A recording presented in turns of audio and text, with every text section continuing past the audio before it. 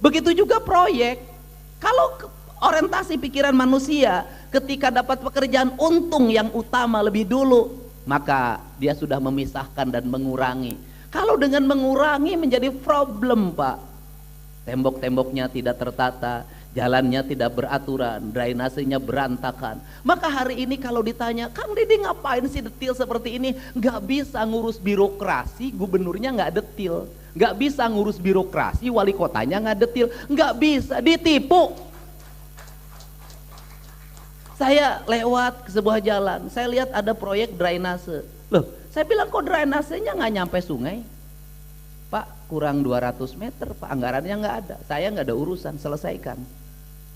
Bila perlu kita iuran, kenapa? Fungsinya jadi tidak ada. Nah, ini harus dibangun. Untuk itu, kan tadi bicara, pasti saya perhatikan, anggarannya berapa sih? 1,7 triliun, gede saya bilang. Penduduknya berapa? 350.000. Wah, ini bisa. Caranya bagaimana? Wali kotanya detil, lihat digit anggarannya. Dan nanti bulan Juli, karena saya ingin percepatan, saya akan ngundang wali kota, sekda, kepala bapeda, kepala bapenda. Saya akan baca anggaran kota Cirebon, Kabupaten Cirebon, seluruh Jawa Barat, satu digit. Dan saya akan masukin ke media sosial saya biar rakyatnya tahu. Biar rakyatnya tahu. Wah, ini nyumputinnya di sini saya tahu. Wah, ini sumputinya di sini nih, ini di sini. Biarkan ini transparansi. Kalau ingin transparansi, publik harus tahu detil isi anggaran kita. Jangan ragu lagi, kasih tahu. Kenapa? Kalau publik sudah diberitahu detil anggaran kita, ingat, kita akan mendapat impact yang kedua, kepercayaan publik. Kalau kepercayaan publik sudah tinggi, Anda terus bekerja untuk publik, Anda dihujat siapapun, digempur oleh buzzer manapun, ada yang bela. Rakyat, bukan buzzer, bukan influencer. Kenapa? Rakyat tahu bahwa kita bekerja untuk mereka. Dan yang berikutnya kita akan mendapat apa? Partisipasi, Pak. Pak Wali kalau sudah menjalankan anggaran dengan transparan, detil, tidak ada yang disembunyikan, Pak Walinya bersikap sederhana, akan banyak para pengusaha yang datang kepada Bapak ingin memberikan dana CSR-nya untuk kemajuan kota Bapak. Kenapa? Karena Bapak dipercaya oleh pengusaha. Jadi rezekinya akan datang, tapi kalau kitanya tidak terbuka, tinggal di rumah gelap, orang nggak akan percaya.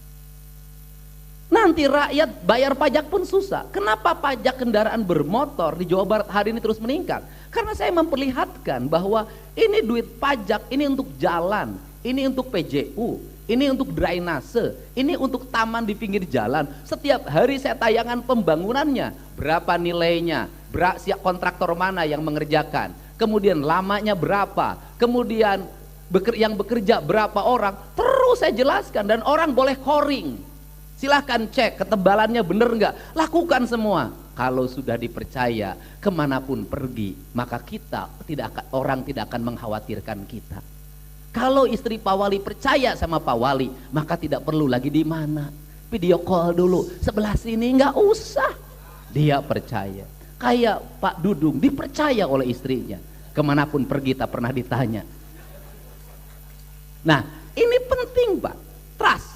Nah, karena ini trust, yang berikutnya apa yang didorong? Nilai eskalasi sejarahnya, lingkungannya dibangun. Kalau saya tidak pernah ada yang nanyain, Pak, yang peduli pun tidak ada, Pak. Ya, enggak ada anak saya lah. Nah, kemudian ini kan kota, Pak. Di kota batasnya di mana? Sampai hari ini orang blank, Pak. Kota Cirebon sama Sumber itu sebelah mana? Blank, Pak. Bapak bikin, bukan mau perang, Pak, bukan. Bikin batasnya sebelah mana kelihatan. Bikin geografiknya. Apa yang membuat khasnya kota Cirebon, apa yang membedakan dengan Kabupaten Cirebon. Setelah itu antar kelurahannya, Bapak bikin desain batas-batasnya. Gapura-gapura gang-gangnya ditata dengan baik. Kemudian selesaikan kemiskinan di kota Cirebon. Rumah-rumah rakyat miskinnya segera diperbaiki dan ditata dengan bangunan khas Cirebon. Ya, kemudian setelah itu apa lagi? Beresin tuh yang minum ciu di pinggir jalan, Pak. Ini kotanya kota wali, Pak. Masa di kota wali anak-anak mabau ciu, Pak? Masa di kota wali ada anak-anak tawuran? Janganlah. Nah, iya, itu tramadol, eksimer yang di pinggir jalan itu ambil tindakan tegas, bersihkan, Pak. Kenapa? Kenapa saya ngotot terhadap ini? Karena ini adalah ekonomi. Di mana letak ekonominya? Saya buka. Bahwa anak-anak muda itu adalah objek dari pasar. Anak-anak remaja itu objek dari pasar. Pasar apa? Motor, gadget. Setelah itu apa? Minuman. Dan minumannya pinter. Dia jual itu yang murah-murah, yang di bawah 5.000. Yang 5.000 recehan itu diambil, kenapa? Karena menguntungkan. Saya lagi nanganin 2 pasien dari Sumatera Selatan hari ini, narkoba. Dia konsumsi narkoba sejak SMP, belinya 50 ribuan, sabu-sabu, itu dapat sedikit, tapi dijualin karena ini pangsa pasar. Anak-anak kita, anak-anak remaja kita, adik-adik kita adalah pangsa pasar, dia adalah pasar, dan ada predator yang mempersiapkan dirinya untuk menjadikan mereka sebagai sumber ekonomi. Untuk itu saya beres ini gak boleh, harus diputus mata rantainya. Tawuran itu tersistem, dikendalikan di media sosial, ada gurunya. Kemudian ketika tawuran yang bikin bom molototnya anak sekolah, ada koordinatornya. Koordinatornya itu anak buahnya pasti anak sekolah. Koordinatornya cuma satu, jarang yang tawuran. Itu usianya dewasa, jarang. Rata-rata anak sekolah, koordinatornya satu. Koordinatornya mundur ngambil gambar, habis itu hilang. Ini sistematika ini harus diselesaikan. Kenapa? Kita akan lost generation. Ada satu generasi yang akan hilang di negeri ini. Anda lihat Amerika hari ini, bagaimana anak-anak yang tidak bisa berkompetisi, dia menjadi pancandu narkoba, dia tidur di mana saja, wajahnya sudah kayak orang meninggal. Itu adalah merupakan residu dari sebuah perkembangan modernisasi pembangunan. Nah, pertanyaannya apa? Pertanyaannya adalah, kalau tahun 70-an yang nakal itu anak orang kaya, kalau tahun 80-an yang nakal itu anak orang kaya, hari ini yang nakal itu anak orang miskin. Apa aspek ekonominya? Dia ngambil motor, gak kebayar. Anaknya tawuran, harus ganti sama yang dibacoknya. Duitnya dari mana? Ngambil Bang Emok. Anaknya ngamuk, pengen studi tour, pinjem Bang Emok. Habis itu banyak yang kehilangan rumahnya. Saya punya riset. Terjadi kemiskinan yang masif. Kenapa? Anak orang miskin menghabiskan kekayaan orang tuanya, sudah miskin, anaknya jadi predator. Ini harus dirubah. Kenapa? Anak-anak orang kelas menengah, mohon maaf, tumbuh dengan baik, sekolahnya baik. Anak anggota DPR jadi anggota DPR lagi. Anak mantan kepala staf angkatan darat jadi akademi angkatan darat. Anak gubernur jadi anggota DPRD provinsi. Anak jenderal polisi masuk Akpol. Anak pengusaha, anaknya jadi pengusaha. Saya melihat pola hidupnya sederhana. Saya ketemu sama anak-anak pengusaha besar.